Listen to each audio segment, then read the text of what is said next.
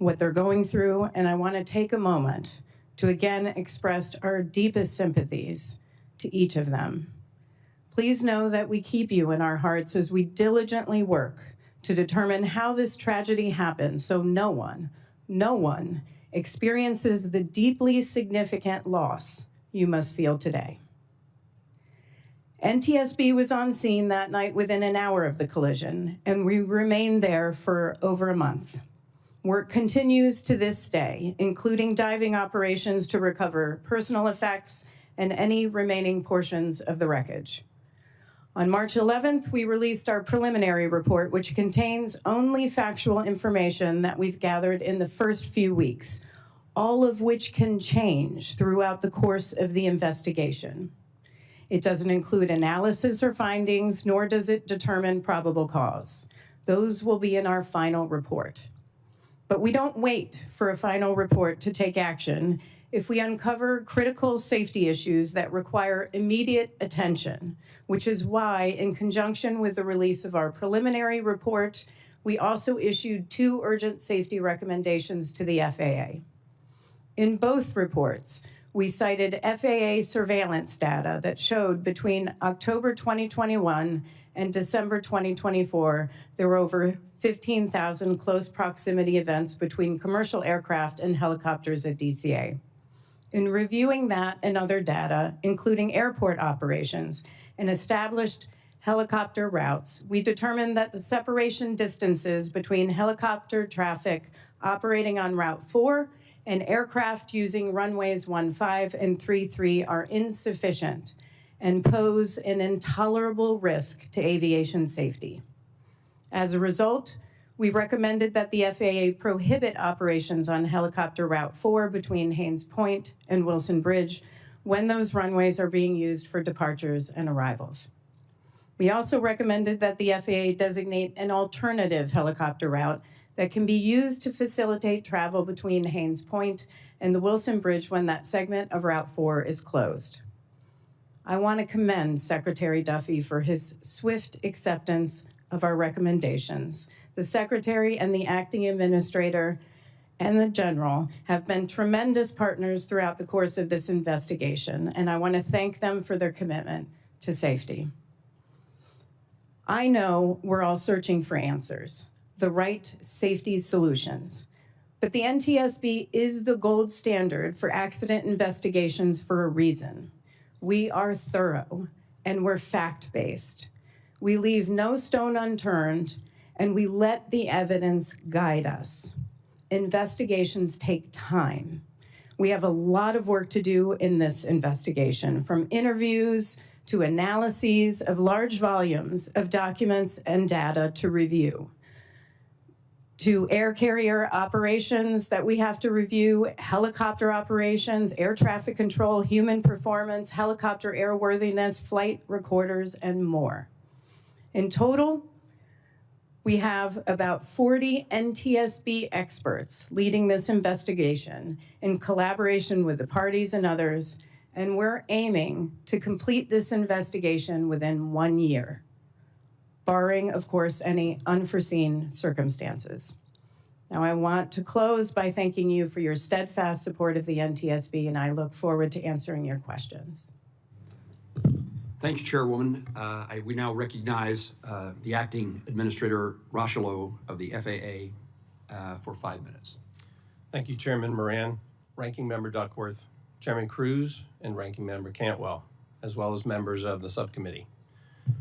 Thank you for the opportunity to be here today to discuss the NTSB's preliminary report on the mid-air collision of PSA Airlines 5342 and the U.S. Army Blackhawk helicopter that occurred in January near Ronald Reagan Washington National Airport, or DCA.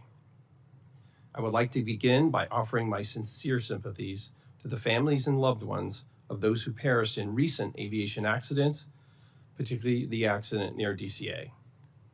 The FAA continues to support the ongoing NTSB investigations. Our work with the NTSB will help us understand the factors that contributed to these accidents, and we will use the data to inform future FAA actions. Aviation safety is the FAA's #1 priority. Let me repeat that. Aviation safety is the FAA's #1 priority. While flying remains the safest mode of transportation, aviation safety is not static. There's always room for improvement. The professionals at the FAA take their jobs very seriously and strive to ensure safety every day. But the fact of the matter is, we have to do better. We have to identify trends. We have to get smarter on how we use data. And when we put corrective actions in place, we must implement them with diligence. I want to thank Chair Hamady and the entire NTSB team for their dedication in their ongoing investigation. Earlier this month, the NTSB issued an initial report and 2 urgent safety recommendations. The recommendations align with the actions the FAA took under Secretary Duffy's leadership immediately following the accident to restrict helicopter operations around DCA, eliminating mixed helicopter and fixed-wing traffic, and carefully developing alternative routes. Following the NTSB recommendations, the FAA took action to make these restrictions permanent. When essential helicopter operations such as life-saving medical, active law enforcement, active air defense, or presidential transport must operate in the flight-restricted airspace, fixed-wing aircraft are not allowed in that airspace. We're also continuing to analyze other airports that have both established helicopter routes and nearby airplane traffic. The FAA is also carefully reviewing offshore helicopter operations. As part of this analysis, we're using machine learning and language modeling to scan incident reports and explore multiple data sources to find themes and areas of concern. We will take immediate action if needed to mitigate any identified safety risks. Additionally, I will establish a safety risk management panel and engage with aviation stakeholders to identify additional hazard areas involving helicopter and fixed-wing interactions.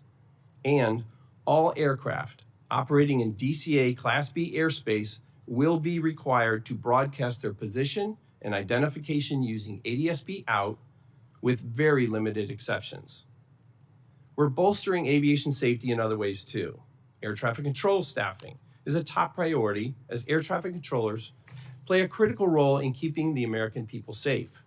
Right now, we have over 10,750 controllers on the job with over 3,000 in training. We intend to hire another 2,000 controllers this year. We have streamlined the hiring process and incentivized hiring with a 30% increase in the salary of those who qualify to attend the FAA's academy. And we're already seeing positive results from these improvements. During the hiring surge that closed last week, we received over 10,000 applications, and more than 8,000 of those were referred to testing. We also continue to maintain rigorous oversight of Boeing to ensure the safety and compliance of its aircraft designs and operations. This oversight extends to ongoing monitoring of Boeing manufacturing practices, maintenance procedures, and software updates. We're working closely with Boeing to address any safety concerns and to ensure that all required modifications and improvements are made to meet the highest safety standards. We have a strong foundation at the FAA, and we're going to make our agency even stronger. We are refocusing our energy and directing all of our resources to safety, and will continue to recruit, train, and retain the best and brightest for the FAA team. I thank you for the opportunity to testify today. I also thank President Trump and Secretary Duffy for putting their faith in me to lead the FAA during this time. The work we do at the FAA isn't easy, but it's vitally important to the American people, and I'm proud to once again be part of the FAA team. I look forward to your questions. Thank you, sir.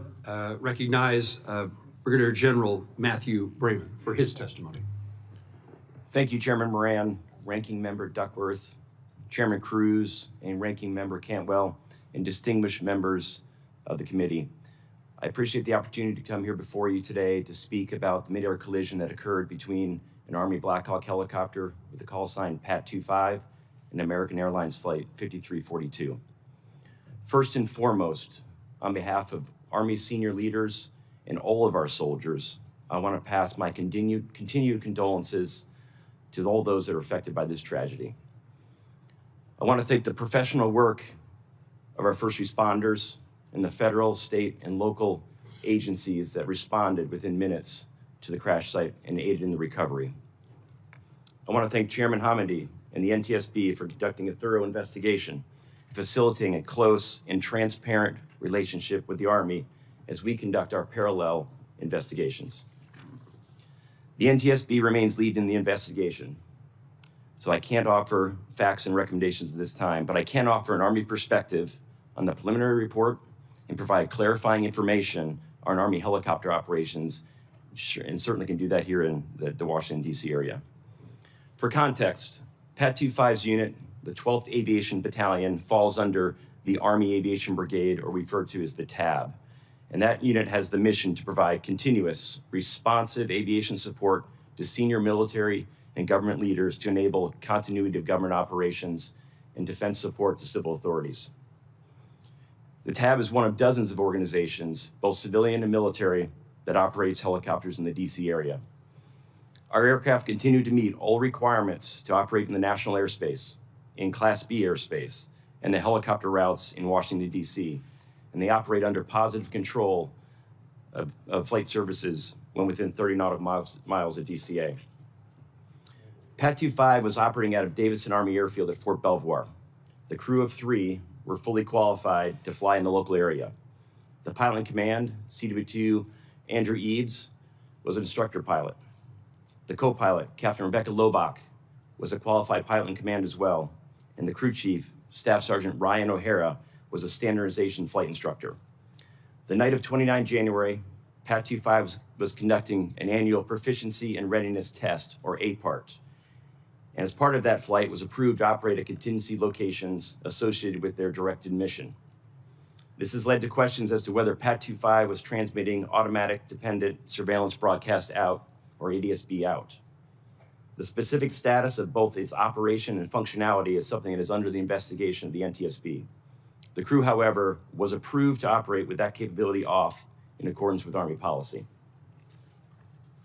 The aircraft transponder, however, was active with Mode 3 Alpha Charlie and Mode S when within the Class B airspace, and was emitting all the required information to allow air traffic services and traffic collision avoidance systems to detect and track the aircraft. Army policy does not permit transponder off operations in the national airspace. They do not permit transponder off operations. There is certainly no shortage of speculation on potential causes of the accident. I understand well the desire for answers. As the director of Army Aviation and a senior Army aviator, there is nothing more important to me than the capability, proficiency, and safety of our air crews and those whom they transport and support in defense of this nation. And I'm also personally invested in the safety of our commercial aviation enterprise, as I live with an airline pilot, and her safety and the safety of her passengers is paramount to me as well, which is why it is essential that we see this investigation through to its fruition so we can have well-informed, fact-based conclusions to make desired change when needed. But where prudent, the Army is not waiting to take action. Immediately after the accident, the 12th Aviation Battalion paused all operations. They've only recently resumed flights and only outside the 7 nautical mile radius of DCA, with the exception of flights directly supporting the Secretary of Defense and the Chairman of the Joint Chiefs, and that remains true today.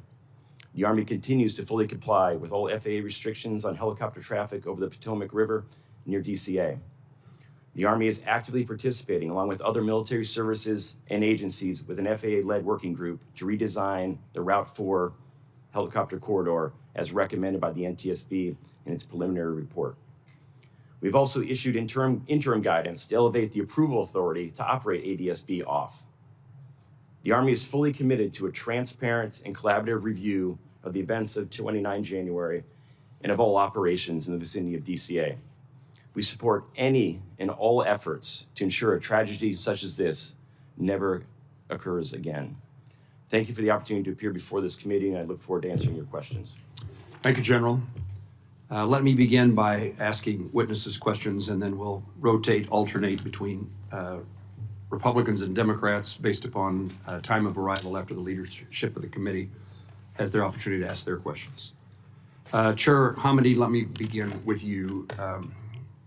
First of all, I am interested in learning about the occurrences that have been described. I described in my opening statement about near misses and occurrences, TCAS advisories that occurred on numerous occasions over a long period of time. And what I hope you, and I will ask the administrator of the FAA these questions, but I'd like to know, what did people know? When did they know it? And why didn't someone do something about it? In asking you about this topic, is the information that is collected by the FAA, that's where these statistics that we've each mentioned, that's where they come from. Is that true? There were different sources of information, some which was FAA, some of which are voluntary safety reporting programs. And do those voluntary safety reporting programs, it's voluntary reporting to the FAA? Yes. So, I want Yes. to give you the chance Yeah. today. Yes. So the information that has been described here about those events over a long period of time is housed and utilized by you, but housed at the FAA. I believe through a contractor, but yes. And do you know at this point whether that information was reviewed in a regular manner? Have you investigated why information that seems so important didn't result in changes in policy, rules, or regulations?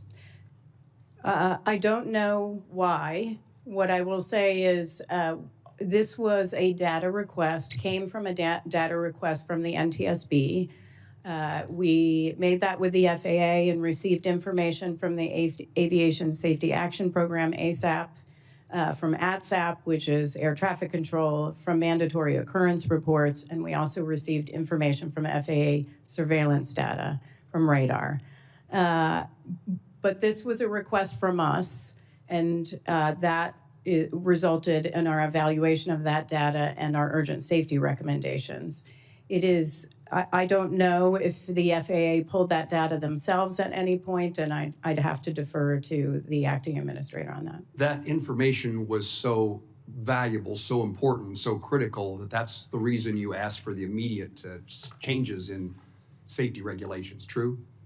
Yes, and there does seem to be an issue with identifying emerging trends, and looking at, there's a lot of data going to FAA, and taking that data and looking at trends and not specific issues, I think is something not only the IG has raised, but others have raised, even the acting administrator has raised, about having to do a better job with analyzing those trends. But it's key, because if we can get it after an accident occurs, what's key is getting it before and preventing it. This is the wake-up call that suggests whether changes need to be made, true? Correct. Administrator, I'm interested in asking you the same series of questions. What did the FAA know prior to this accident? When did they know it? And why wasn't some action taken to encourage and in fact increase the safety, particularly at an airport like DCA and maybe others, and the proximity between helicopter and commercial air service traffic? Yes, sir. So I'm very concerned about what we've learned in the subsequent investigation, both from the NTSB as well as our own reviews that we immediately took. Clearly, something was missed. I would say immediately after the event, we took the action, again, I referenced earlier, with Undersecretary Duffy's leadership, to restrict air traffic in that area, to ensure there was no helicopter traffic, as well as fixed wing. My question is, what did not happen at the FAA that would have highlighted this problem earlier, at the time in which this information is acquired by the FAA, but apparently not looked at until the accident?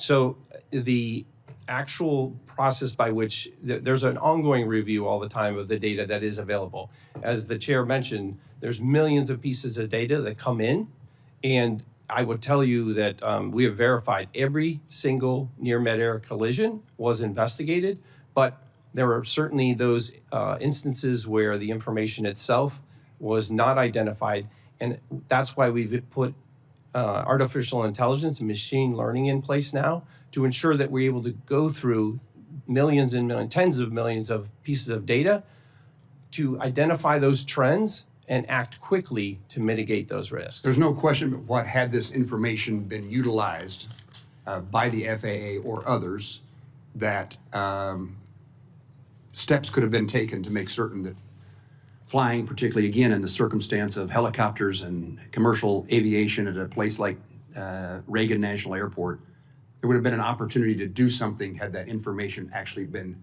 known and acted on. Yes, True? sir. That True? is correct. Thank you. Senator Duckworth. Thank you, Mr. Chairman. Following up on the chairman's questions, which is also my first question, Mr. Rushlow, can you tell me if this new methodology using the AI or whatever other methodology you're using to look at the aggregate data is being applied to other airports where there is close helicopter traffic in proximity to landing aircraft? Commissioner? Yes, Senator, it is. We have 10 locations around the United States, including Alaska, Anchorage, that we're looking through right now, what we are referring to as hotspots, to look at similar trends, similar activities as it relates to fixed wing and helicopter operations. Is this methodology of reviewing aggregate data going to be applied nationwide, not just in this particular area, but to look at the overall trends of near misses at other airports, not just between fixed wing and rotary wing? Yes, ma'am. So there are 3 activities going on right now. First, the hotspots I referred to. Second is kind of a nationwide use of this review and use of this new capability that we've just admitted. And then, of course, the ongoing analysis and how we're doing that with our industry partners as well as the military. Thank you. According to NTSB, between, as we've said, between October 2021 and December 2024, there were more than 15,000 instances of commercial aircraft coming close to helicopters. 85 of those had a vertical separation of less than 200 feet. General Brayman, do you know how many of those 85 close calls involved Army helicopters? Ranking Member Duckworth, we do not. Can you tell me why that is? That data in those databases is currently not shared, but certainly the Army is interested in becoming part of an opportunity to share data because that's relevant to our safety as well. Mr. Rushlow, will the FAA commit to sharing that data with the Army? Yes, ma'am, we will.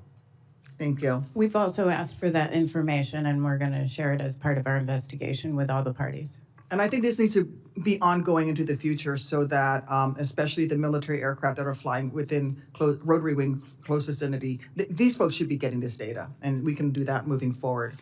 Mr. Rushlow, will FAA, or I've already asked that, General Brayman, can you explain the Army's rationale for its policy that gives commanders discretion to determine how many crew chiefs are needed for a particular mission? I think it's important. I don't think that the civilian population understands the extent to which the Army does risk assessment and risk mitigation and risk analysis and that process. I think would be important. And how are you going to be implementing that process moving forward? Thank you, Ranking Member Duckworth. I realize that I have broad authority as the Army aviation regulation proponent to direct how every aircraft and every operator conducts their mission. But the reality is, and I'm not afraid to take that authority and use it when appropriate, the reality is the best individuals we have to assess the risk of every single flight are our unit commanders because we hold them responsible. They have the authority, the responsibility, and we hold them responsible to take any mission that they authorize, look at the factors involved, understand the people assigned to their organization, and adapt that crew to meet those requirements. And certainly that is something that will be looked at in this investigation. Do we do that? And we will hold commanders accountable if they fail to uphold that responsibility. Can you speak to if a risk assessment for a particular mission comes in at medium or high risk, how the approval authority of that changes? Because you mentioned the approval authority for the DCA area has been raised higher for ADSB out, correct? Yes, Senator. So all missions go through an initial approval process. So a commander has to authorize a reason for an aircraft to fly. At the completion of that authorization, the crew then assesses all the risks associated, known and expected risks associated with the mission they've been tasked to do. That discussion involves a third party, a senior officer or senior aviator within the organization that then assesses that risk and directs the crew to make any changes to mitigate anything that either that briefing officer understands based on their experience. And then when those things are implemented, it goes back to a commander who must authorize every single flight. So in the occurrence of things like ADSB out operations, that authority resides with a medium risk authority. So a battalion commander must approve that mission in particular. And in this case, the policy allowed that to be delegated down to a company commander. And they must approve that it meets the standards of the policy completely. We have now elevated that risk to high risk. That requires an 06 commander to approve any mission that has ADSB off. Mr. Chairman, I'm going to ask your indulgence for an extra 30 seconds because my next question I think applies to everybody here, and I think people will be interested. Please proceed. Thank you.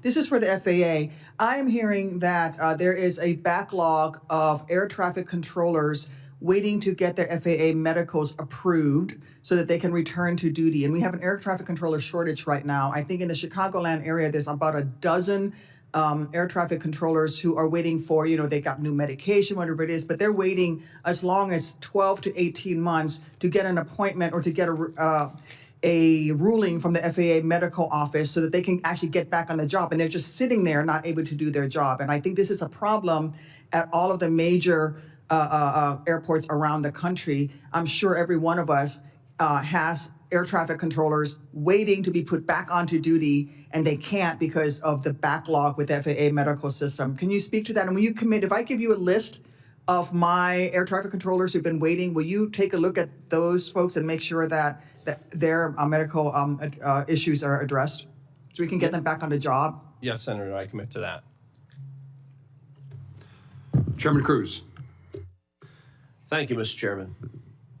On March 1st, multiple commercial aircraft landing at DCA reported receiving a traffic alert collision avoidance system, a TCAS resolution advisories, as they were preparing to land, advising pilots of an impending threat from above and in some cases directing the crews to take evasive action by descending.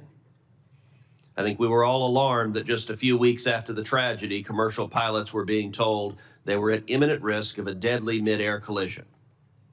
It's now come to my attention that these warnings were caused by the Secret Service and the U.S. Navy improperly testing counter-drone technology at DCA. Apparently, the Navy was using the same spectrum band as TCAS, causing the interference and faulty resolution advisories, even though the FAA had previously warned the Navy and the Secret Service against using that specific spectrum band due to interference risks. Acting Administrator Rocheleau, is that correct? Yes, sir, that's correct. Let me just say that's deeply disturbing that just a month after 67 people died while on approach to DCA, that the Secret Service and Pentagon would inadvertently cause multiple flights to receive urgent cockpit alerts recommending evasive action. It is inappropriate for such testing to occur at DCA given the facts of what occurred. And I expect this committee to investigate why precisely that happened. General Brayman, I want to turn to your testimony. On March 11th, Chairman Moran and I sent you a letter asking a series of very specific questions. This week, the Army responded with a one-page information paper. However, there were specific questions in the letter that were not answered. I want to turn to them now. We asked you specifically, how frequently does the Army turn off ADSB out transmission? Chairman Cruz, as I stated in the discussion about how we approve the missions, a mission would have to fall into the category as defined in the federal regulation and Army policy. It must have national security implications and be sensitive in nature to be able to do that mission. General, you're not answering my question. My question is, how frequently is ADSB out turned off? I wasn't asking what the standard is. I was asking the frequency. I can take the number for record, Senator, but I can tell you the types of missions, and the majority of the missions they fly are missions associated with that national security mission. Is it accurate that ADSB out is turned off for 100% of missions flown by the Army Air Brigade at Fort Belvoir? Senator, I think you're referring to the June 8th letter from the Joint Staff to Representative Norton. In the context of missions, meaning the things, the operations that the 12th Aviation supports in their mission requirements, I would say that's an accurate statement. I would not say that's an accurate statement of 100% of the flights being flown by that organization. Okay, so I want to understand what you mean by missions. Does missions capture training flights? Only training flights that would have been operating in a location that's sensitive as part of their continuity of government operations. Well, that would be all of them around DCA, is that correct? Only specific sites that are part of that continuity of government operation. In your one-pager, you said 75% of the flights are mission rehearsal readiness flights. Are those operated with ADSB out? They are, Senator, yes. So right now, today, the Army is flying helicopters in and around DCA Airport with ADSB out turned off. Is that correct? When conducting their NORTHCOM directed mission, that is correct. I have to say I find that shocking and deeply unacceptable. And I want to encourage the Army right now to revisit that policy and to revisit that policy today. And I can tell you, if the Army chooses not to, I have a high level of confidence that Congress will pass legislation mandating that you revisit the policy. If today another accident occurs over DCA with another helicopter that had ADSB out turned off, the Army will have very direct responsibility for that. And I am at a loss to come up with any justification for risking the lives of the traveling public with that decision. You can't change the decisions made yesterday, but you can change decisions made forward. That's my understanding. The Army has a memo, August 9th, 2024, entitled ADSB Out Off Operations in the National Airspace. My staff requested that memo from you, and my understanding is your team declined to provide it. That is also unacceptable. I want to ask you at this hearing, will you commit to providing that memo to this committee? Senator, I'll commit to reviewing the information and getting what we can to you. Absolutely. That answer needs to be a yes, that you will provide that memo to this committee. Senator, we'll review that and we'll look at the ability to give it to the committee. Absolutely. If it is not provided to this committee within 24 hours, I am confident that you will have a senior commanding officer give you a direct order to provide that that memo to this committee. And I just want to underscore, there's no reason the Army has to wait for the conclusion of the NTSB report to revisit your policy on ADSB out. You can do so right now. And I got to tell you, I spent this morning looking in the eyes of family members who lost family members. I don't know how I would do it tomorrow to another room of family members who lost loved ones because yet another helicopter was flying with ADSB out. And so I cannot urge you more strongly, change that policy right now. Senator Cantwell. Thank you, Mr. Chairman, and I too have asked for the same memo, so I want to follow on in the same line as Senator Cruz. I also want to associate myself with the information you're requesting on spectrum interference. This is one of the issues that I think, one of the reasons why I think spectrum and spectrum fights are so important is because I think the agencies with adjacency and issues, we can't leave this up to the flying public. And but I want to go back because Brigadier General, you mentioned in your testimony, we now have the additive dialogue that we just heard, but you said it's not allowed.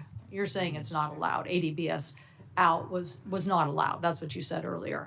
Is that in your testimony? In addition to the Holmes letter, you basically stated that using ADBS out, it's not like it was it was not allowed.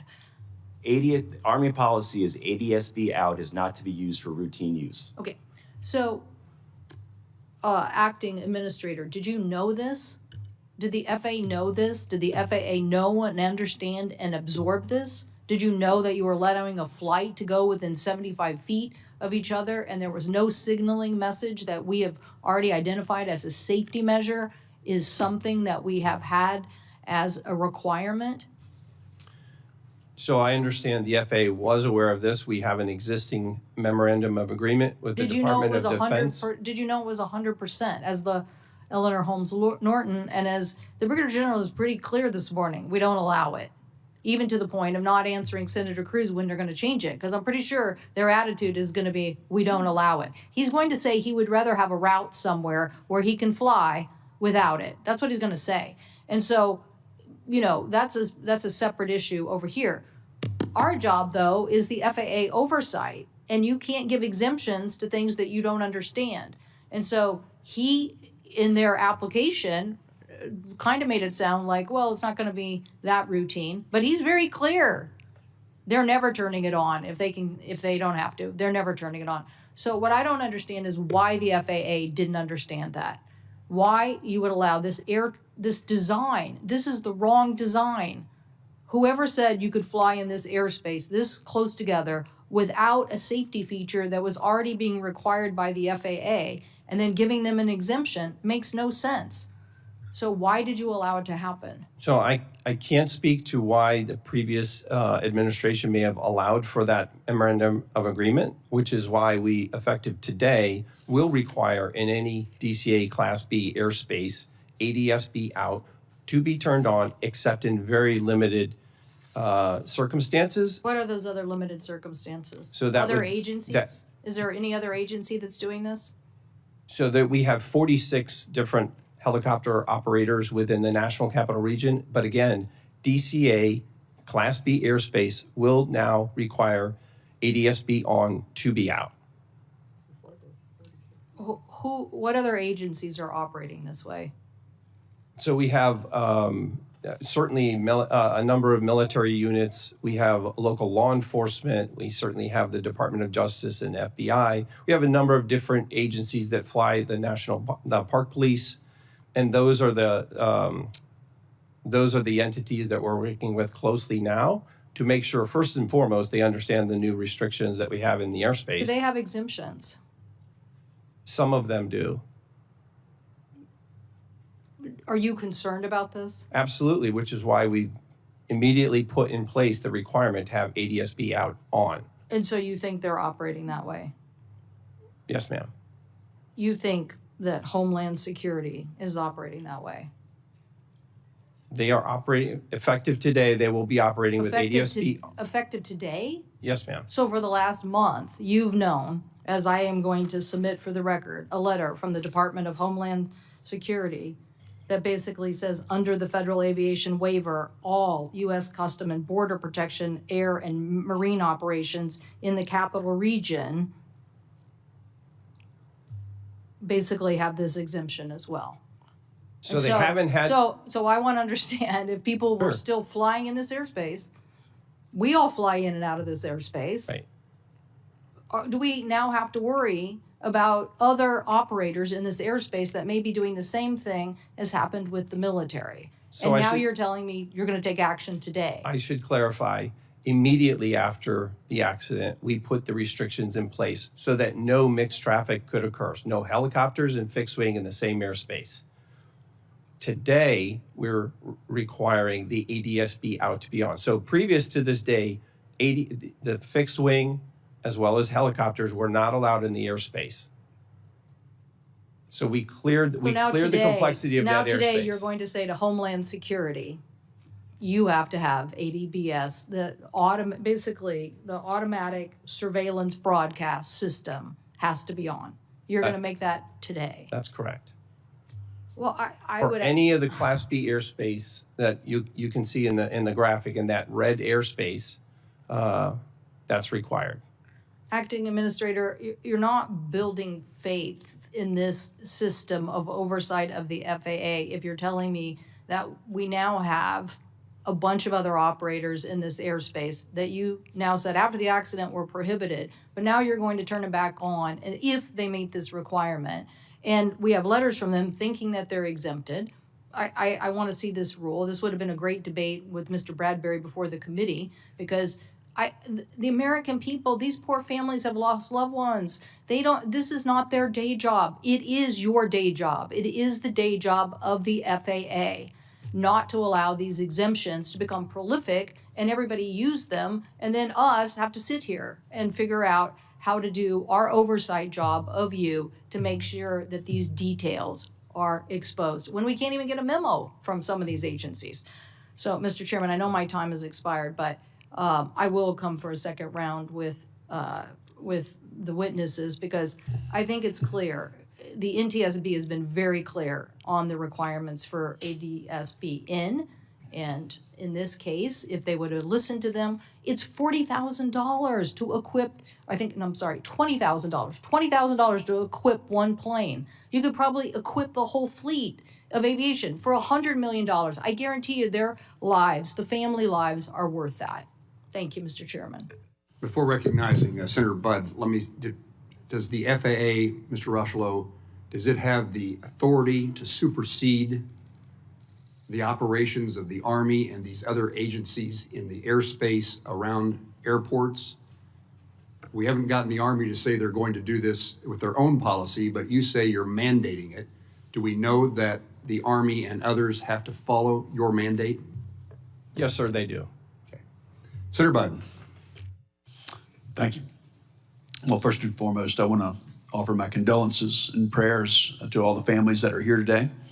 I'm saddened that so many North Carolinians were lost in this accident, including Captain Rebecca Lobach and the 4 members of 5342's Charlotte-based flight crew.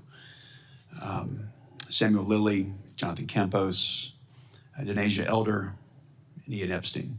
Senator Moran, I'm sorry for the loss of so many Kansans as well in this incident, and I want to thank you for organizing this hearing. Chair Hominy, thanks for your work so far.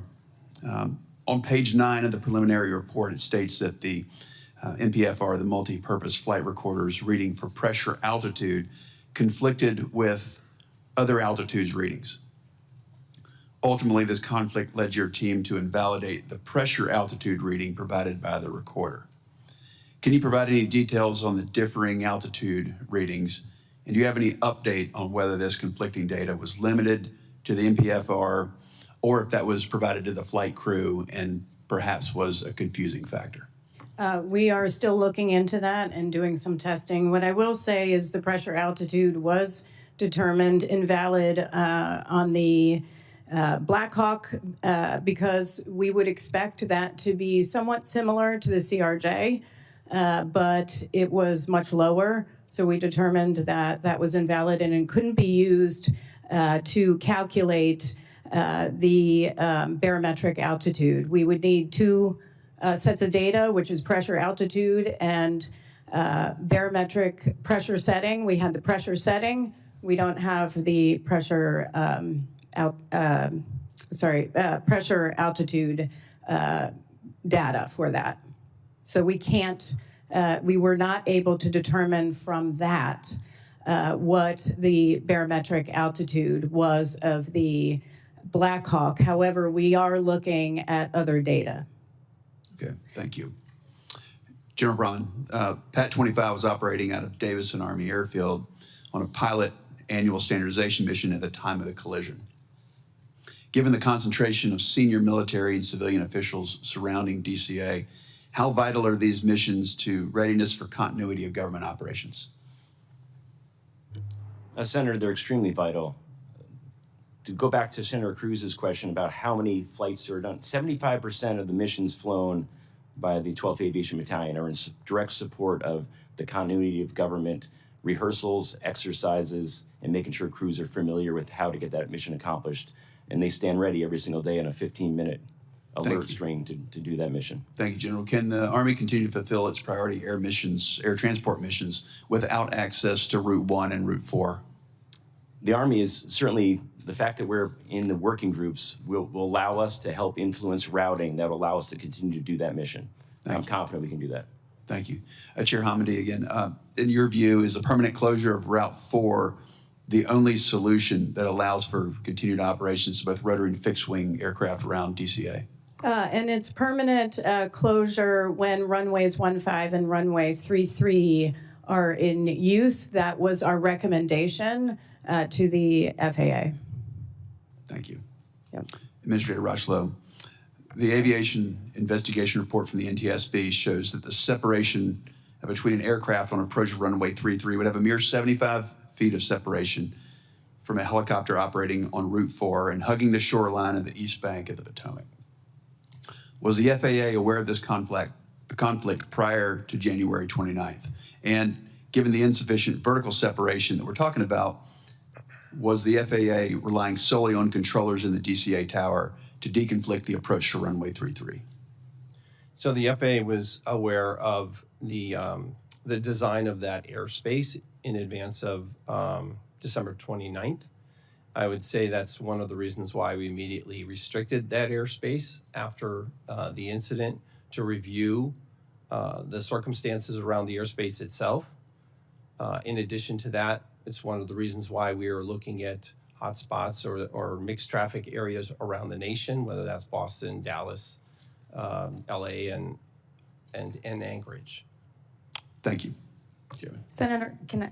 Please. There is a DC helicopter working group that we have been trying to figure out who is part of the working group and get minutes and get documents from that working group to see what information was shared and what was discussed over the years. We have not been able to attain that yet, and I hope we can from FAA and others. Are you a part of that working group? We are not part of that working group. But you have access to it, and they are willing to provide what they find.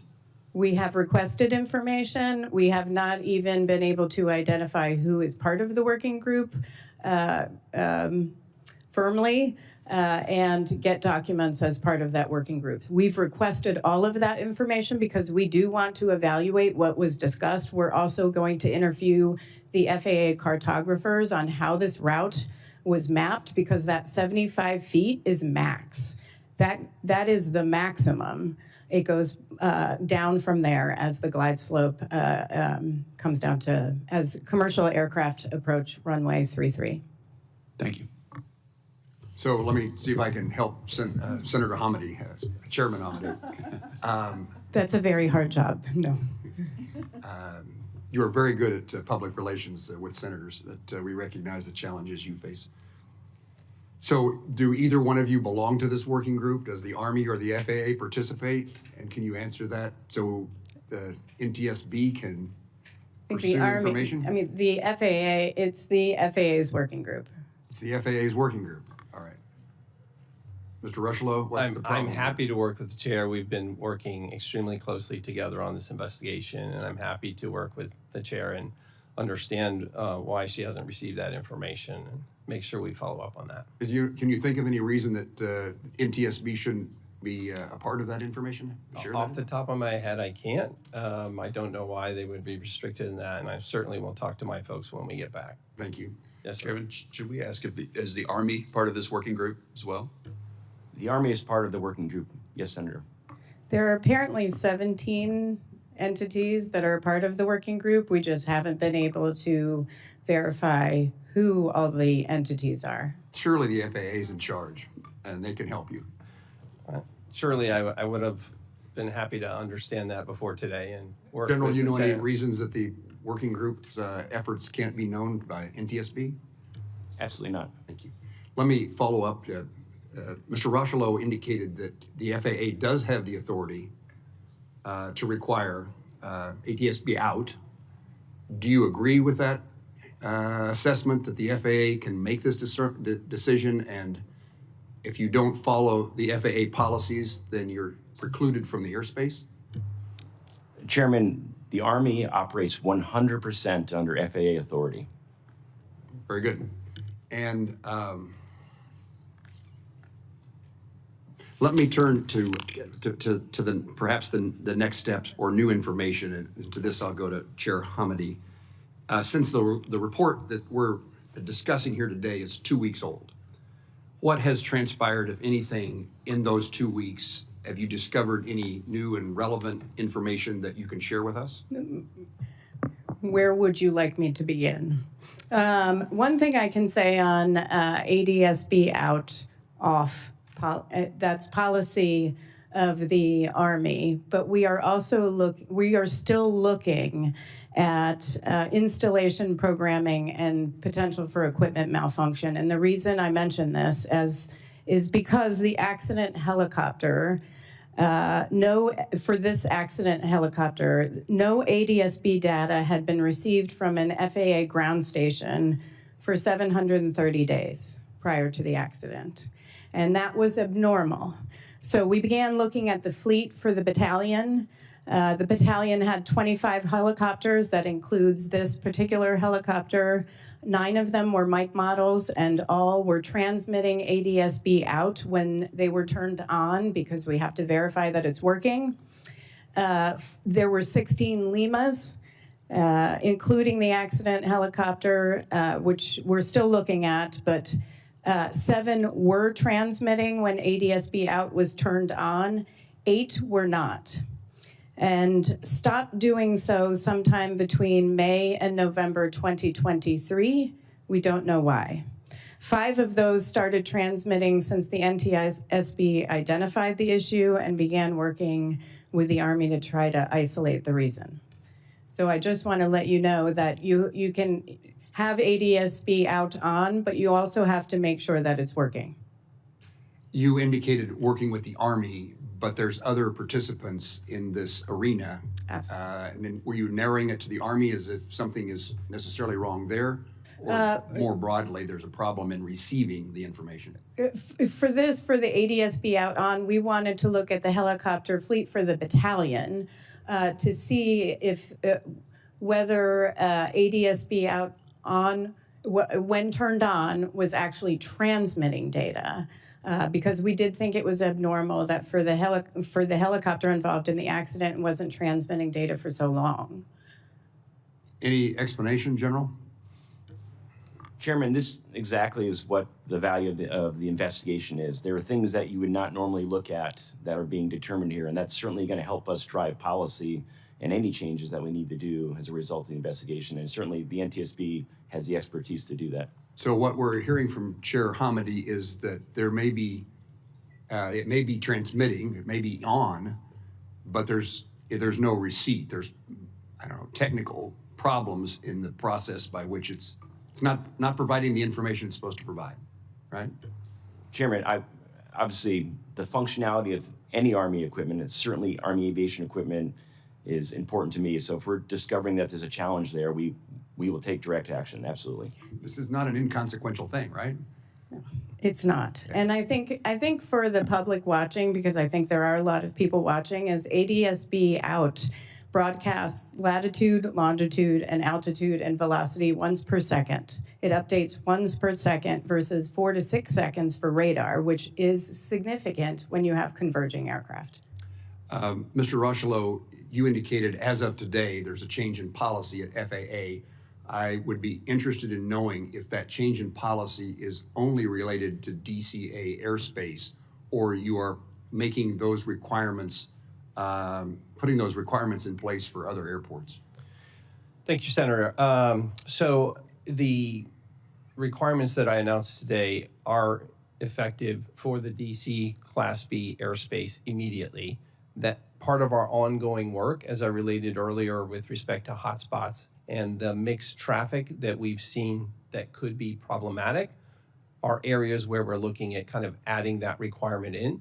It seems premature simply along the lines of the way airspace is structured in different locations that we need to focus before acting too quickly. So we want to make sure that as we're looking at the different airspaces and how they're constructed, that we're taking kind of intentional, careful action.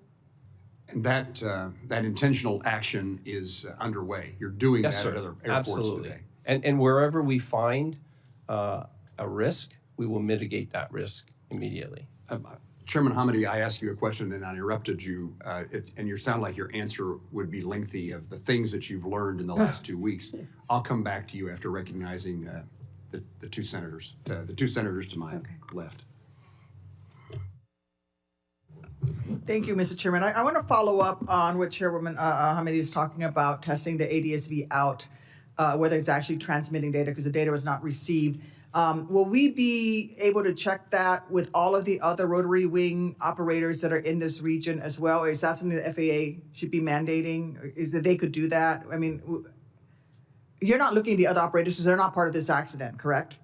So then my question for Mr. Rushlow is, will you be directing, will the FAA be directing all of the other helicopter operators, whether it's Homeland Security, local law enforcement, who have this exemption to ADSB out, will you be directing that they actually test their equipment to make sure that it is actually transmitting the data that can be received? Yes, Senator, I think that's part of our ongoing work in the collaboration between those operators and how we make sure they first and foremost understand the requirement, and second, that their equipment is functional.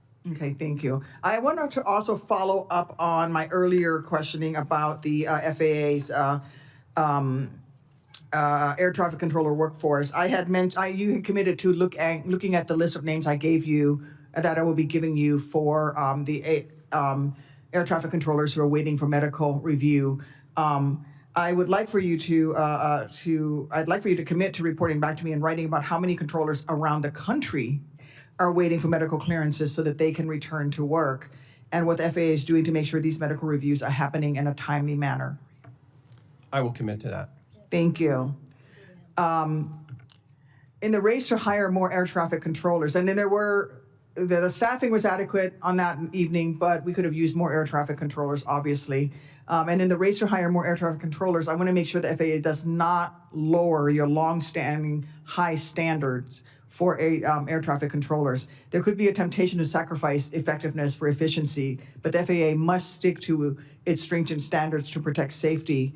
Can you assure this committee that as administration works to hire more air traffic controllers, you will not in any way lower the high standards that is currently required for individuals to become certified air traffic controllers? And there's plenty of places, a lot of them are in actually Kansas, that have the expertise to help us train air traffic controllers, as long as we keep those high standards. 100%. Part of our ongoing activity to surge in air traffic controller hiring is to look for the best and the brightest, and that's exactly what we're going to continue to do. Thank you. You're back, Mr. Chair. To follow up on Senator Duckworth, you should look to Kansas, and we welcome you. I'm going to turn to Senator Schmidt in just 1 second. General, the senator from Illinois was asking about routine maintenance and determining whether equipment is working. You have a standard in place that what Chairwoman Hamady said.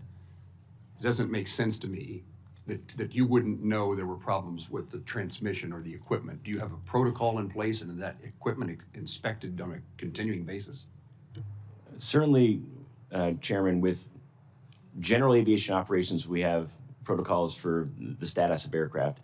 I will have to get back to you and take it for the record on what the protocol is to ensure that ADSB out transmissions outside of the aircraft are being received. That's something I'll have to look on. How do we do that? And whether protocol is being followed?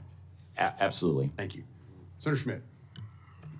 Thank you, Mr. Chairman. And my friend from Illinois would agree. I certainly don't want to. I don't want to see us reduce standards. I guess, and following in that same spirit, with Mr. Rochlow, can you commit that no hiring decisions will be made based on race? Yes, sir. Again, we're looking for the best and the brightest, and we're prioritizing those who are best qualified. Because as you know, there's a lawsuit by about 1,000 folks who are claiming that they didn't get a job because of their race, the FAA. We're all about making sure the best and the brightest are there, and we do that through a testing mechanism. That's great to hear.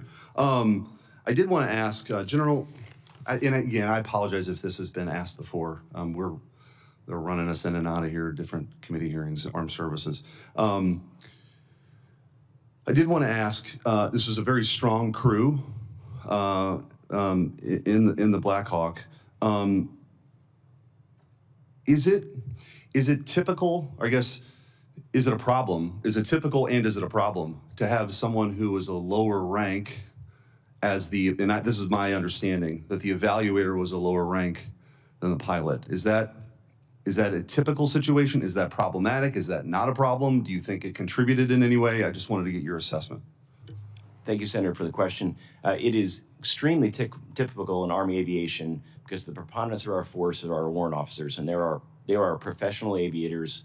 That's what they do for their entire career. And so they are instructor pilots, our maintenance test pilots, our safety officers, and our commissioned officers fill roles of leadership within the organization. So it's a very routine to have a senior member being evaluated by a junior member. Okay, so I'm sure you've gone through this analysis, and I just feel like in the spirit of making sure we're getting this right moving forward, that you don't think there's a systemic problem associated with maybe somebody with a lower rank saying something to somebody of a higher rank in those kind of situations. You've went through that analysis, I'm assuming. Absolutely, and that is certainly the personalities of crew members and capabilities is something that is considered in that risk brief process for every single flight. Is it the right crew? Is the crew mixed properly? Commanders would know if there's issues with simple as they don't get along, and commanders would take that into account before approving any flight. And I guess for the FAA, and again, maybe you've been asked this before, but clearly in the chairman's opening statement and a number of the committee members, just the statistics of the number of near misses between helicopters and aircraft landing at DCA, that, those operations now have been halted. Can you just explain to the American people why that didn't happen before? So, again, I'll say that the reports that were come in previously were certainly analyzed, but something was missed, and since that time, we've been using new tools available to us, to artificial intelligence, machine learning, to be able to scan the tens of millions of data points, to be able to do that analysis in a more proactive and ideally at some point here predictive way to identify risk earlier and to mitigate that risk. But this wasn't a new issue at DCA, right? This is an issue that had been a longstanding concern. Is that accurate? It's accurate. There were a number of reports that came in, and I would say that we've, as I mentioned earlier, we investigate every single near mid-air collision, and even as we talk about spectrum issues, Chairman Cruz mentioned, we have teams that go out and assess the airspace itself, making sure that we're working with partners, whether it's on counter-UAS technology, to make sure that airspace is as clean as possible from interference. And so moving forward, obviously it's a response to the tragedy that happened, and I would be remiss not to express my condolences to the families who are here. I know everyone has, and it's devastating for each and every one of you, including some folks from back home. And so your advocacy does matter, and it will carry beyond today, right? This is important. So I ask in the spirit of that, moving forward then, is that how you see things, that the state of play as it currently is now will continue? Yes, sir. We'll continue to use the latest tools we have to be able to assess that data and work with the industry, with the aviation ecosystem, if you will, to identify that risk early and to mitigate that risk immediately. Okay. Thank you, Mr. Chairman. Thank you, Senator Schmidt. Mr. Rocheleau, at the moment, whether it's on or off is irrelevant because there's no flights. You're announcing something that doesn't, at the moment, matter because you have not lifted the ban on the flights. Is that true? So it's helpful to, if I can just point to the graphic. In the graphic, I can explain that in the yellow sectioned area, the graphic there, that is where there is no mixed traffic. No helicopters, no fixed wing, except for those very few circumstances where we have emergency national security type of traffic. In the red section, in that red airspace, is where ADSB out, so DCA Class B airspace is now required. You'll also notice where, based on the NTSB recommendations, where we've eliminated Route 4 down going north to south on the Potomac, as well as Route 6 that formerly, you can see on the left side of the graphic, was in effect between from the west to the east where Bowling Air Force Base is. I'll have to think about that. Yes, sir. Thank you. Mr. Chairman, if I could, just for the record, because I see we have several Senator Cantwell, colleagues. you're recognized. Thank you, Mr. Chairman.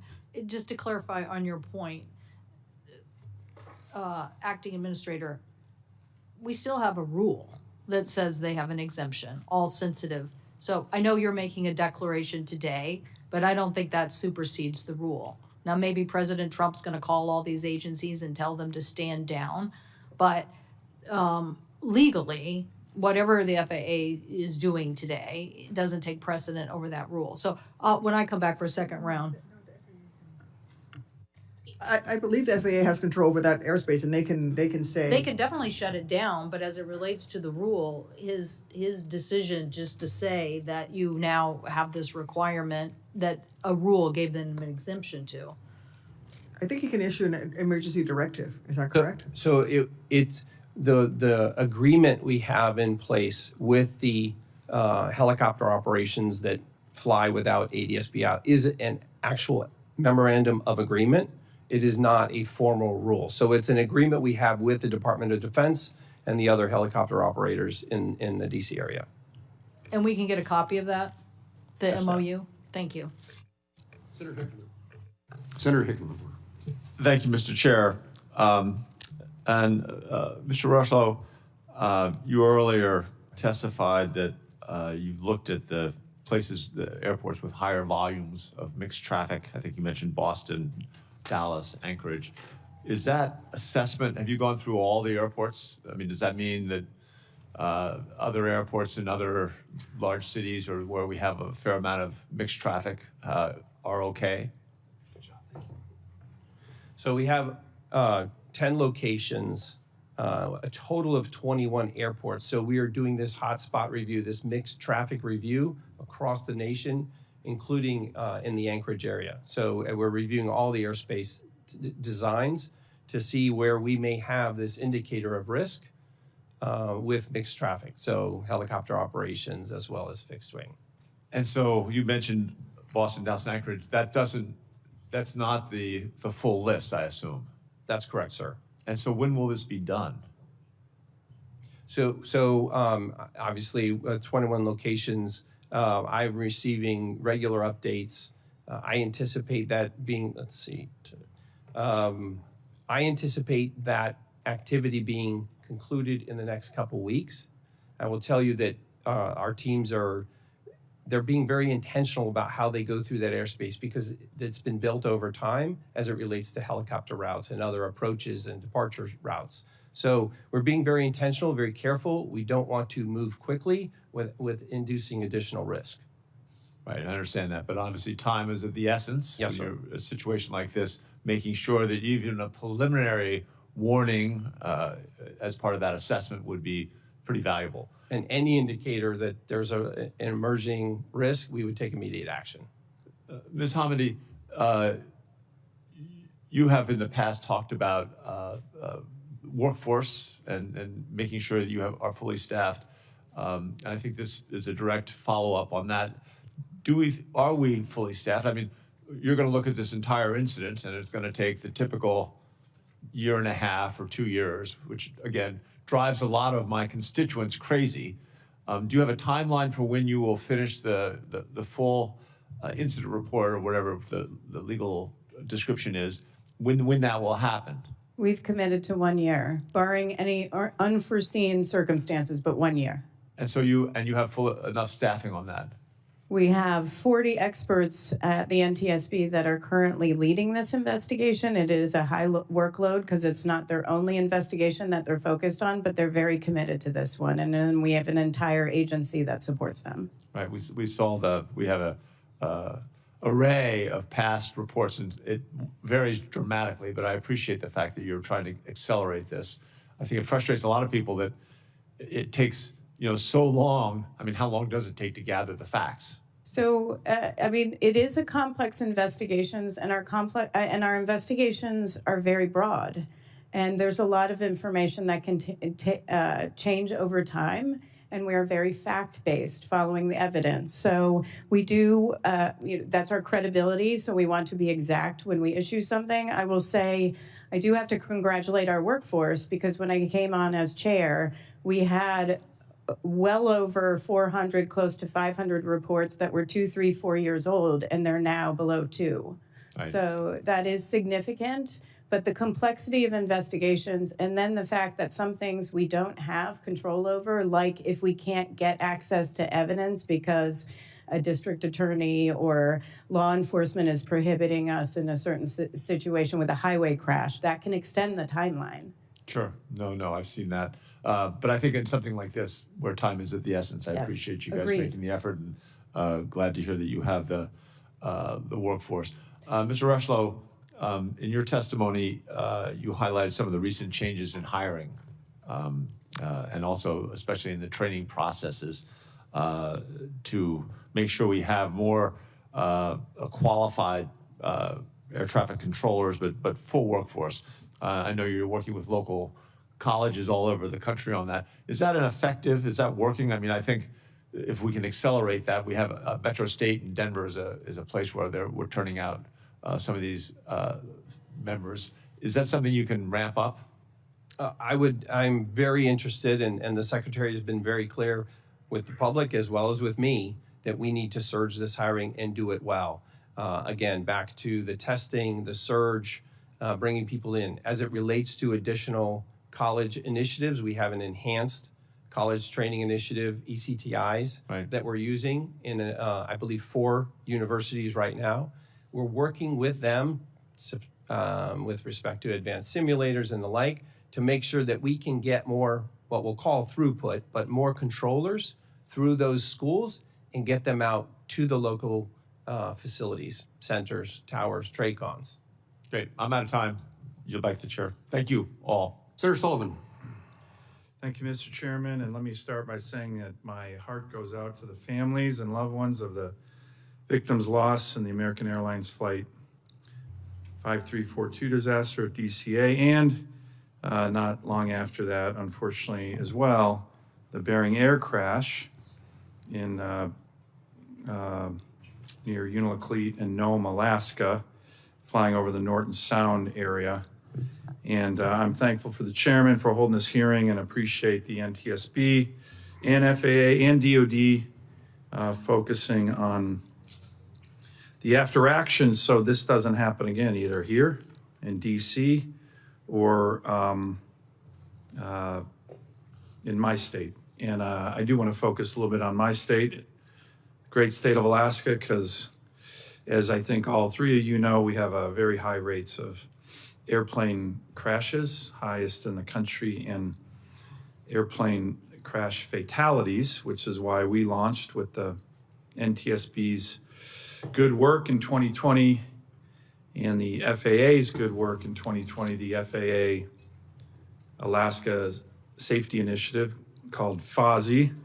And in last year's FAA reauthorization, I was able to include a number of provisions with the goal of reducing the rate of fatal aircraft accidents by 90%. That's a very ambitious goal. And require the FAA to improve maintenance of weather equipment. So, Mr. Administrator, I want to get into that topic a little bit. I was just home, it came up a lot, how there might be cancellations of weather operations and infrastructure and reporting, which makes zero sense to me. I hope our federal government is not doing that. But one of the things in the FAA bill, I was able to include requirements for systematic improvements to the maintenance of our weather systems and advancing new technologies. And this includes a mandate for the FAA to take necessary actions to restore full connectivity of weather systems that are unable to disseminate information due to a telecommunications failure. We have telecommunications challenges in a state the size of mine. So can you talk to that, Administrator Rushlow, and then I would like to get an update from your perspective on where we are on the FOSI initiative. As you know, the Secretary of Transportation and our press conference that we all did together, and again, I appreciate everybody participating in that, has made this a very top priority of his. And yet, as we saw in Alaska, we had a fatal crash that, hopefully we're gonna learn from. Can I ask you on that, on the data link, telecoms, weather reporting, which is a big deal for my state? Yes, sir, I appreciate that. And I appreciate the opportunity to talk a little bit more based on our previous conversation. Your leadership, as a result of that and your request, I did travel recently to Alaska to go and understand more. I met with the NTSB lead investigator along with my investigators as it related to the Bering Air tragedy. By the way, thank you both for coming up to Alaska. I know it's not the closest state to get to from Washington, D.C., but it's important that you're showing my constituents that it matters. Yes, sir, and I agree. It's very important. I understand, having been there a number of times, the unique nature of Alaska, certainly its topography, as well as the need for safe aviation operations. So related to, again, reauthorization and the commitment to work to have better communications throughout Alaska, one of the initiatives, one of the reasons I went to Anchorage was to understand more about how the maintenance issues, the connectivity issues, whether that's on the telco side or satellite. And one of the things we're doing right now, and I met with our own technical operations people in the area to test Starlink, so satellite, because of the unique nature of it and the difficulty with telco. We needed another solution. Yeah. And one of the ways we believe we can do that is using satellite-based technology. And so that's what we're experimenting with right now. Well, by the way, I really appreciate, the press here kind of went crazy and, Starlink and, that's actually really helpful for us. And we appreciate the secretary called me and said, hey, we're going to connect some of these terminals through Starlink because that's the most effective way to do it. So I appreciate it. I appreciated that you guys were working it. Can you give me an update or Madam Chair, an update on the FOSI initiative and then any preliminary findings you're seeing from the NTSB preliminary report on the Bering Air crash? Senator Sullivan, this needs to be your last question. It is, Mr. Chairman. We are still working on that investigation, of course. The preliminary report was issued and did find that the aircraft was over 1,000 pounds overweight, but we also are going to look at the center of gravity on that airplane and see how that factored in. And then we are really focused in on weather that day as well. As you noted, weather infrastructure is critical for Alaska. And we have a number of recommendations on weather observing stations and also the importance of pilot reports and having air traffic control when a pilot reports weather conditions to pass that information along to other pilots in the area. And that's something we're looking at as part of this investigation in particular. Great. Thank you. Thank you, Mr. Chairman. Senator Sullivan, thank you. I don't want to diminish the circumstances that Alaskans faced and the circumstance you as their senator represent. We're trying to get everybody's questions in before the vote closes, and I recognize Senator Klobuchar. Thank you very much, Chairman. Thank you, and to the families. Just such a tragedy, and I know there are those watching at home as well, including the family. Wendy Jo Schaefer, a Minnesotan mom, 2 little kids, and husband, and we lost her. So, Chair, I want to thank you for your work. I know how complicated these investigations are. And could you just briefly talk about any open recommendations on communications that don't come out of this, that the NTSB, I know you have over 1,000 open safety recommendations, and while this investigation is ongoing, just open recommendations related to technology and anything that would improve communication. related to this investigation. Not related. Oh, not related. I Okay. understand you. We have a number of recommendations that remain open, including a number of recommendations issued to the FAA. On communications in particular, I mean, one thing I will mention that we haven't talked about that we are looking at as part of this investigation is our longstanding belief that ADSB in also needs to be mandated by the FAA. We don't know what relevance that has to this investigation yet. However, it is a longstanding position of the NTSB. It will provide key information to pilots. And in 2008, in our comments for a notice of proposed rulemaking to FAA, where they decided not to require it, we said equipage of aircraft with ADSB and capability will provide an immediate and substantial contribution to safety. Just a couple of years ago, and we just talked about Alaska, we investigated a mid-air collision in Ketchikan, and we reiterated, and this is the statement, that NTSB remains concerned that without a requirement to install and use ADSB supported airborne traffic advisory systems, mid-air collisions will continue to occur. And that was in 2019. Okay. So we'll look at that as part of this investigation. Okay, thank you. We all know full funding of the FAA couldn't be more important. Last year, we passed the bipartisan FAA bill to improve aviation, workforce training, and actually Senator Braun, then Senator Braun, now Governor, and I had the bill to require the FAA to conduct maximum hiring of air traffic controllers at the FAA Academy. And I guess I'd ask you this, Acting Director Rushlow, you discussed in your testimony the efforts that Secretary Duffy and the FAA have taken to bolster the air traffic workforce. I think 91% of the air traffic control facilities operate below recommended staffing levels. I think there's 3,000, some short. This is, I got from some of the people who do this work. Can you talk to the current state of staffing and how do you plan to maintain recruiting levels? We did have an increase, I believe, last year. Yes, Senator, and thank you for the question. This is a very important issue for the Secretary and myself as we look at the safety of the national airspace system in general, but certainly as we're looking to bring the best and brightest controllers into the airspace system to make sure that we're providing that safety for Americans as they travel through the air. I would say that as a result of this surge, we had over 10,000 applications. Over 8,000 of those have now been referred to testing. We've streamlined the process, cut roughly 5 months off that process. So going forward, we intend to have no empty seat at any upcoming academy classes.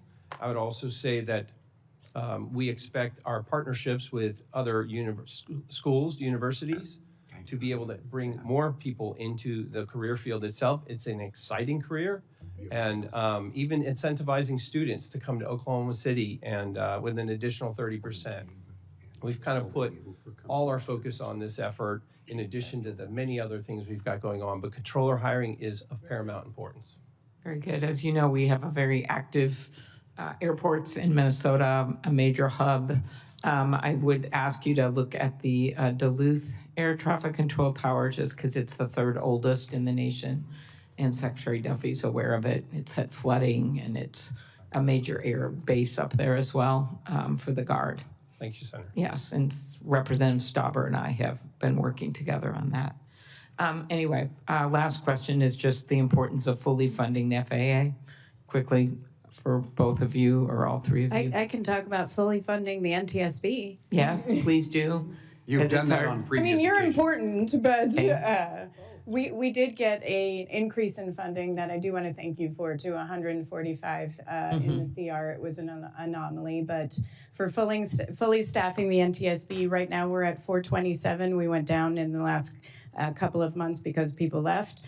We will be able to go up to 450, but fully staffing the NTSB to accomplish our mission would require hiring between 485 and 500 personnel, which requires resources. So as you consider FY26, it would be helpful.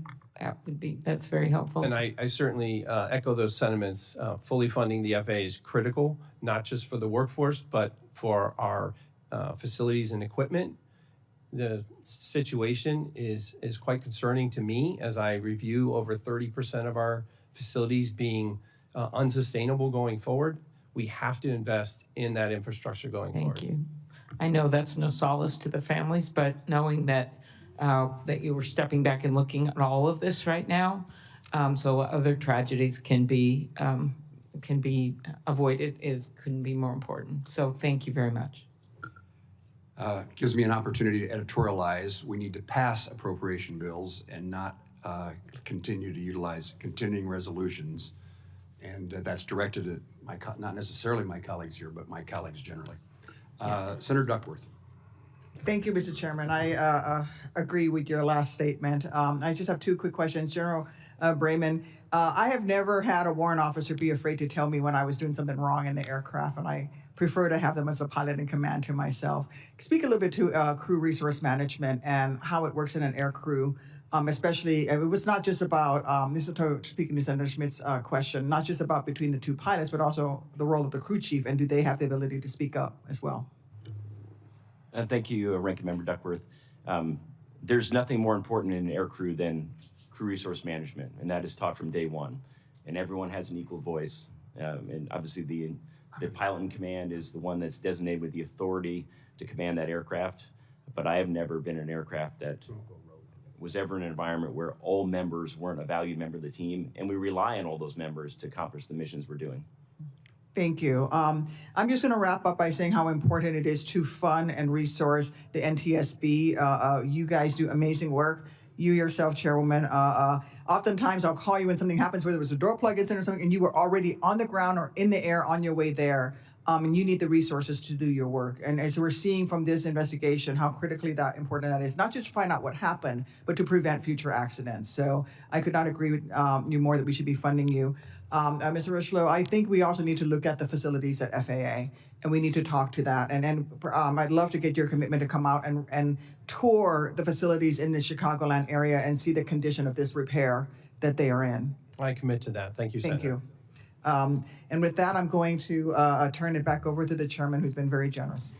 Thank you, Senator Duckworth. I'm going to ask just a couple of tidbits, and I hope they're important questions more than tidbits, but I hope we'll be short so I can go vote. And I think that Senator Duckworth will close out the hearing in my absence. First of all, the fact that ADSB out, there's evidence that the transmissions were not received, and apparently the Army doesn't know that they weren't received. Why doesn't the FAA know they're not received? I'm not aware of that. I know it's a part of the ongoing investigation. I don't believe that we receive any helicopter information from the Army.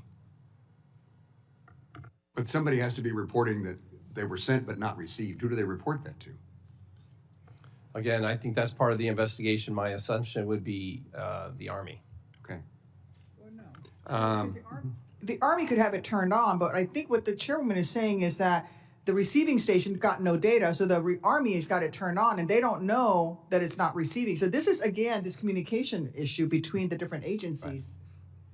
Right. Senator Duckworth was speaking on my behalf. She said it exactly right. I said you were generous.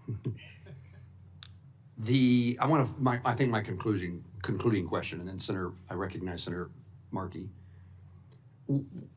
What is the current state, this is to you, Mr. Rushlow, of operations at DCA? How are they different today than they were on January the 29th? Yes, sir. Again, I appreciate it, the opportunity to explain. So immediately after January 29th, we restricted the airspace and in the yellow box, as I showed in the previous graphic, for mixed traffic. So no helicopters or fixed wing will be in that box, if you will. The yellow box going forward. In the red section, that's and that is where still true today. Yes, sir. And that is permanent. We've made that permanent. We've also eliminated Route 4 and Route 6, the crossing that goes over to Bowling Air Force Base from DCA. Any other changes? I would ask about number of flights. It appears to me, and my understanding is there are fewer flights utilizing Reagan National Airport? Yes, sir. Thank you. In the aftermath, we reduced the rate, the arrival rate. A lot of that was to support the NTSB ongoing investigation and the emergency response work. Today, we are running at what we call a 30 rate, so 30 arrivals an hour. And we're doing that largely in partnership. I mean, we received great information from the NTSB regarding some feedback they were receiving during their preliminary investigation regarding the workload on the controllers themselves. Obviously, the tragic event has an effect. I mean, these people come to work every day. They care about what they do. And so we reduced the rate down to 26. Slowly, we move back to now we're at 30 rate. And will that stay constant or change in the future? So that right now, that's constant, that's staying. We're continuing to monitor that. For the foreseeable future, the 30, yes, sir. Is it 32? 30? It can go to 32, but right now we're at 30, and we plan to maintain that until such time as we assess the safety and being able to go to a higher rate. Senator Markey, are you okay if I continue just a moment? I often, almost without exception, when I'm chairing a hearing, ask the witnesses at the end, the conclusion of the hearing, is there anything that you want to correct that you didn't say as you wish to say it? Something you want to make sure we hear? And then I'll turn conducting this hearing over to Senator Duckworth. Ms. Hamady? That's when all my staff cringe when I chime in. On this one, I would say I know there is a lot of focus on the FAA right now. I do think they are very focused on safety. We have an excellent relationship and have been in communication constantly since this accident. I would say one area we're really looking at also is how the Army evaluates when there's reporting of close calls. Do they get those reports? The Army, I'm talking about. And how do they communicate? At the battalion level, how do they communicate and talk about safety? How do they evaluate safety? Are they getting reports? Are they monitoring their own helicopters that might exceed altitude levels? We have found so far that a lot of the conversation and safety discussion at the battalion level is really focused on OSHA slips, trips, and falls. There is a disconnect on some of the discussion around safety and safety assurance from the Army as a whole versus the battalion level. So we're really looking at that. Please answer this question, but just in my absence. Yes, sir. And I appreciate the opportunity. I just want to make it crystal clear that something was missed at the DCA crash. I take that seriously. I take that upon myself. I returned to the FAA just 2 months ago because I care about the National Airspace System and the safety and the workforce. I'm dedicated to continuing that work. And I will continue to review what I mentioned before with respect to the hotspots, working closely with NTSB to learn what happened here and to make sure it never happens again.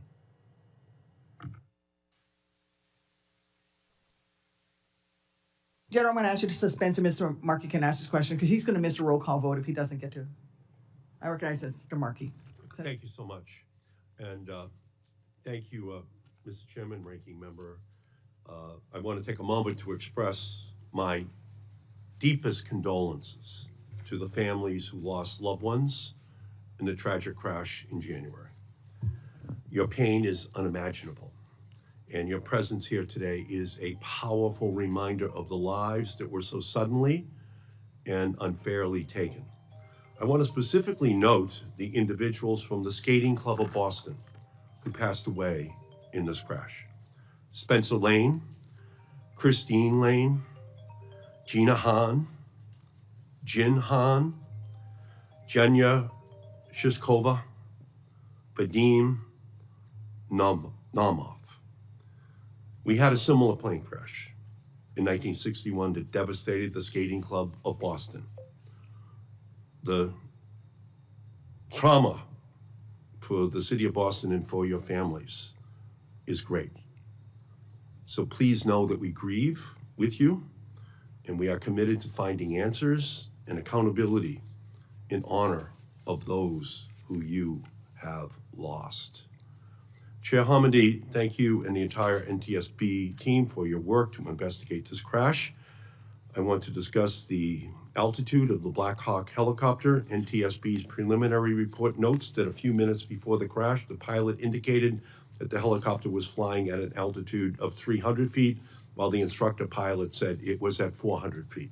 The report also found that helicopters may have been above the altitude restriction in over half of near misses that triggered an advisory from the plane's traffic alert and collision avoidance system.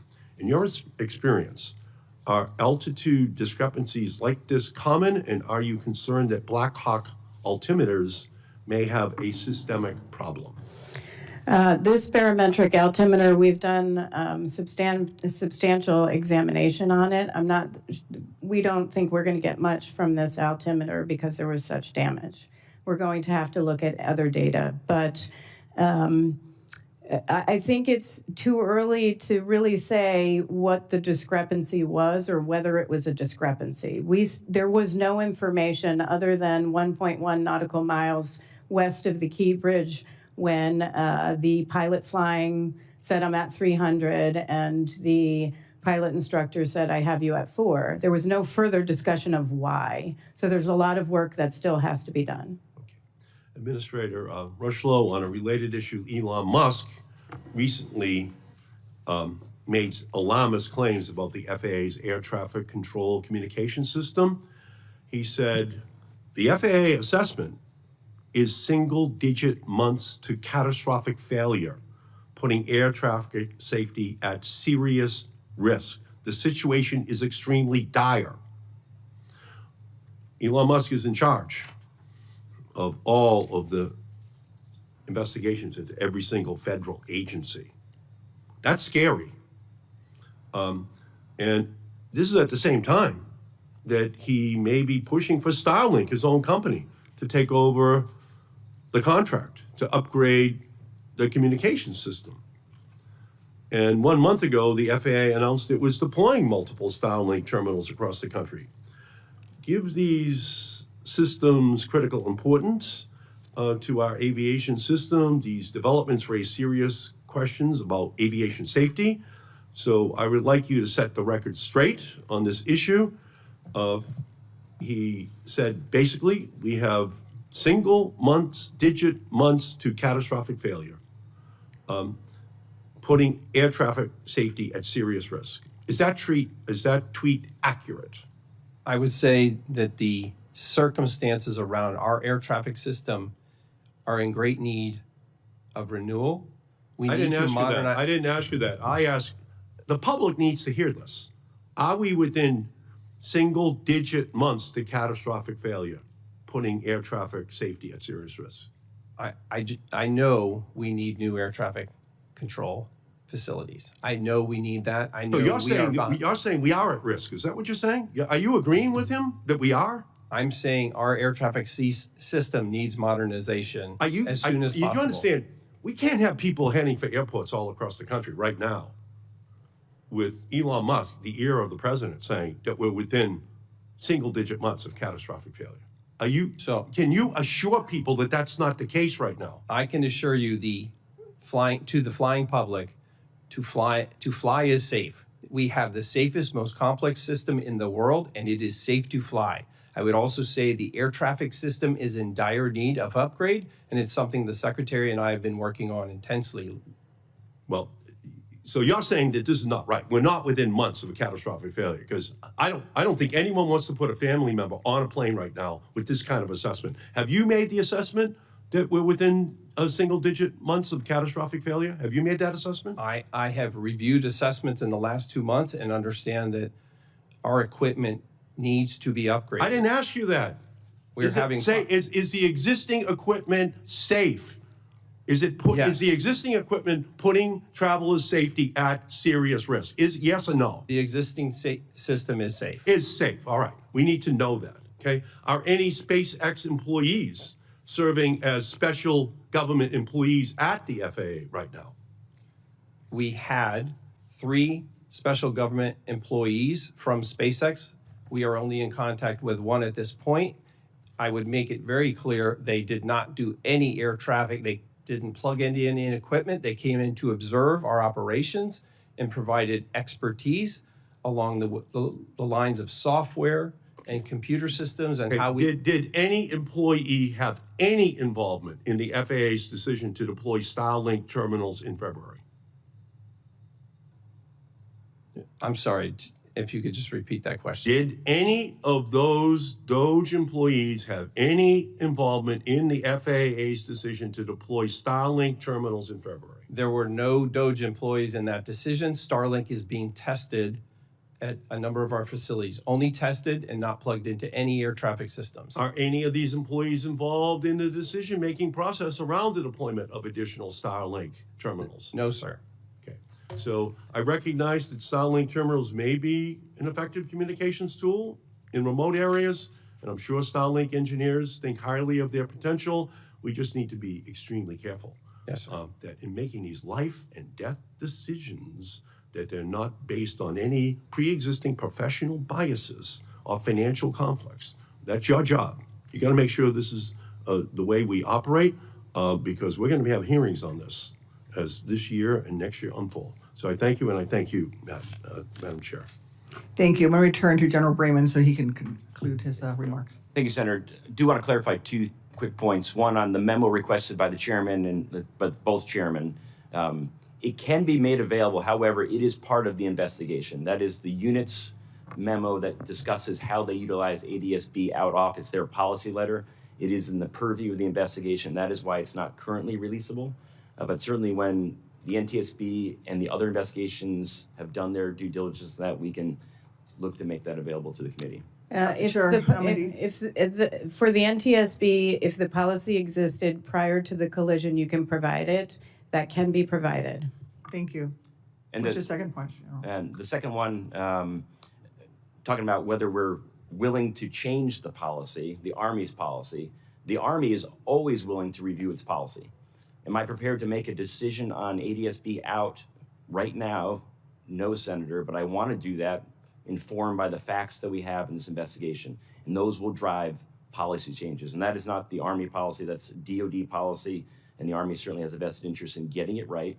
But at the end of the day, what I'm most concerned about is the rigid application of that policy, that it's being done correctly and not being abused. And that is part of this investigation as well. Thank you. Senator Cantwell? Thank you, Madam Chair. I wanted to just go back to this this process, how it's set up in the FAA and how we rectify these issues in the future. But Chairwoman Hamady, I think you're saying in your earlier testimony that even if the Blackhawk helicopter had hugged the shoreline as originally described, that even that route that's outlined is insufficient. Your investigation showed that even that is insufficient. Intolerable risk to aviation safety. Okay, intolerable risk to aviation safety. So, Acting Administrator, how did we get to a point where we have a route that's allowed and mapped, that the military is flying, that's interfacing with commercial aviation, that as by the very definition, the NTSB is saying it was, even if they flew the correct path, was an intolerable risk? I think you're saying that because the difference in separation was just too small. There's virtually no margin of error. No margin of error. How are you defining margin of error, just out of? I mean, just looking at this, and I think you have the printout in front of you, hopefully, or staff has it, that we provided. This isn't, for the public, this is in our preliminary report and for those behind me, but the chart, when we looked at the when we mapped the glide slope and we looked at the helicopter route, which has no lateral boundaries, it's 75 feet max if you're hugging the shoreline. The collision actually occurred to the right and slightly above the dash line right here. And commercial, and just so you know, pilots for landing on runway 33 don't have to be on this dash line. They can be above or below. But it occurred about to the right. You're They were saying- not on on this route. They were slightly over. You're saying under this route, they could have been below or above this line, but you're now saying that 75 feet is not enough separation. 75 feet is the max. Because there's no lateral boundaries on this route, it goes down as you come over. And so helicopters are not always on that eastern shoreline, which is where the 75 feet is marked. And they weren't in this situation. They were actually to the right of this gray shaded area, which indicates the route that has no boundaries. But I thought your analysis, even if they were on that route, it's still an intolerable risk because there's Correct. not enough separation. 75 feet is very small. Right, so how did we get to this point is my question. How did we get to this point? It's like, it's a series of errors here, a series of errors. And so I'm just trying to understand, Acting Administrator, what office is responsible for this? What office is responsible for the exemption to the rule, which just made it worse? But what office said this is a safe pathway in agreement when the NTSB is telling us today it never really was safe? It wasn't. It was an intolerable risk. And certainly I understand today, and even after the preliminary report, that was the assessment. I can tell you that, and I'm sure we'll learn more over time as to how the airspace was redesigned. I know that as a result of previous incidents that we've talked about earlier today, there were changes over time with respect to that airspace, but it's one of the reasons why we immediately terminated those types of operations after the event. So Route 4, Route 6, no mixed traffic into the airspace. Those are the things that we put in place immediately. I think when you talk about how did we get there, I think we're going to learn more of that through the investigation. Again, I can confidently say, without knowing specifically what's in the investigation, that over time, those routes, that airspace was designed. It's one of the reasons why we've gone back to the hotspots now throughout the nation to understand the circumstances by which we move traffic safely and efficiently. What office at the FAA has oversight of this issue as it relates to this area? So we have, the air traffic organization builds out the airspace, and there's an aviation safety office that reports directly to me that oversees the air traffic organization. And did that office ever bring up any of this data or information or have input from anybody that said, we don't like this scenario, there's too many close calls, too much interface, too complex, too hard to deal with? On this specific route, I'm not aware of that. I know that when we are presented with those, and we have been, and that's how airspace changes, when we're presented with those circumstances, situations, near-miss or collisions, we investigate them and we put mitigations in place. Well, I'm questioning whether anybody was investigating. I mean, that's the issue. You had an alarm going off once a month. You had the data. Maybe you're saying maybe people weren't looking at it.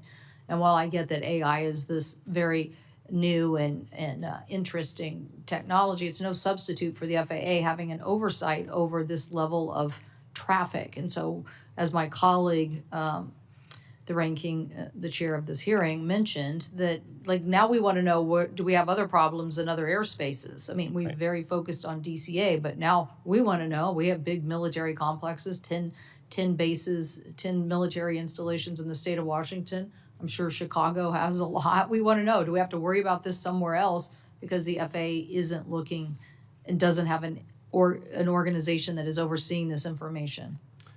I agree 100% with you. This is of utmost concern to me, not just in the DC area, which again, we've put measures in place to reduce the risk and to make the airspace less complex. This is one of the reasons why we have a task force working on what we're calling hotspots, to ensure that we're looking at airspace design wherever we have mixed traffic in 10 locations. I believe it's a total of 21 airports specifically, to see where similar traffic like this needs mitigation.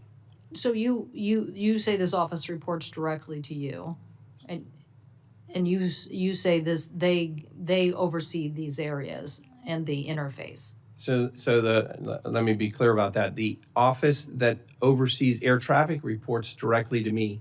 The task force, the group of people that are looking at these hotspots specifically, are part of multiple parts of the agency: air traffic, aviation safety, airports. So we have a number of people part of that effort to make sure that we're looking at the airspace design, and if we find risk, we react. Well, there was risk, for sure. There was risk. It was being sounded in an alarm, and it wasn't being addressed. So now we have to figure out why that wasn't being addressed. There's a lot of information here that says very high risk, very high risk. So why was that ignored, or was no one looking at it? So we need an answer. I think this committee did very good work, in my opinion, after the Columbia accident, and set up more safety offices to make sure that we never miss something like that again. And I feel like that's the issue we're asking you today. And so we need to understand what you think is in place and why. If it was in place, did we miss this because little pieces of the responsibility was delegated to various parts of the organization and nobody had a holistic approach? Or, data, lots of data, and it's being ignored. But this is a clear that this was an unacceptable design. It's just unacceptable.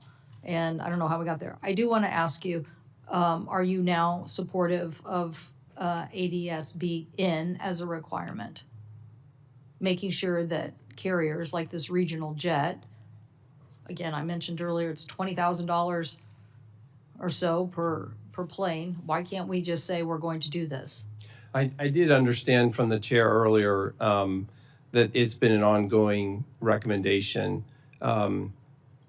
I have not personally looked into that in the last 2 months as to what the expectations are on ADSBN. I know that equipage on aircraft throughout the system can be challenging, but I certainly will take that back and look into it to figure out what specifically ADSBN would be, what would be required to mandate that. Certainly if Congress passes a law, we would, as we did with... We already did, by the way, It was called the reauthorization bill. And as I said in my opening statement, we basically authorized spending for this through the equipage program. And, you can discuss how this actually gets deployed, but I'm pretty sure the consumer ends up paying for it regardless in some way.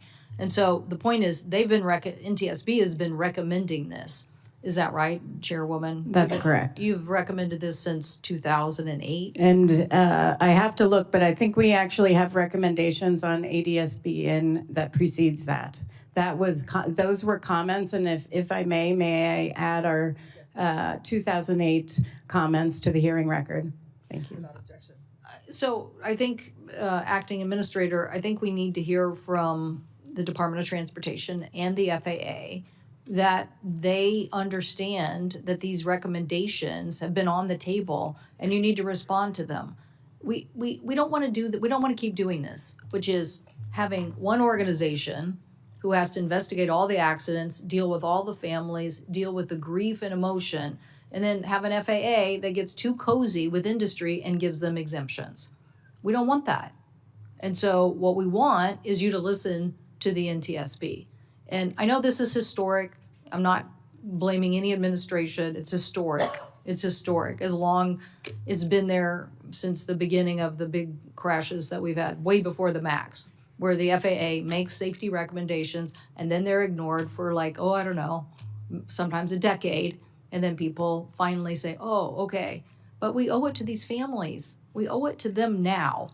It's not that hard to get this done. So I hope you will take this back to the secretary, have an internal discussion, and basically agree it's time to get this done. Yes. And if I may add, and we're going to look at this as part of our investigation to see how it could have factored in, but the CRJ had ADSB out. It did not have ADSB in. And so we are going to look at what that information could have provided to that flight crew and how it could have made a difference. We've seen that in other investigations, which is why we have these recommendations. Thank you. I do think that a nationwide look is important. I'm glad that FAA is looking at the hotspots. I understand that many of these routes, it's not just the military that's flying them. It is local law enforcement. It is federal law enforcement. It is hospitals are all flying them as well. But I do think beyond a very local, hyper local look, a national look is really important. Thank you all for coming. Again, my condolences to the family members. I just want to say again, thank you. Thank you again to Chairwoman Hamidi. Thank you, Mr. Rushlow. I know you've only been acting for a couple of months. We're without an FAA administrator for 3 years prior to your immediate predecessor. And again, General Brayman, thank you for being here. Thank you to all the witnesses for their important testimony today. Senators will have until the close of business on Thursday, April 3rd to submit questions for the record. The witnesses will have until the close of business on Thursday, April 17th to respond to those questions. And this concludes today's hearing. The committee stands adjourned.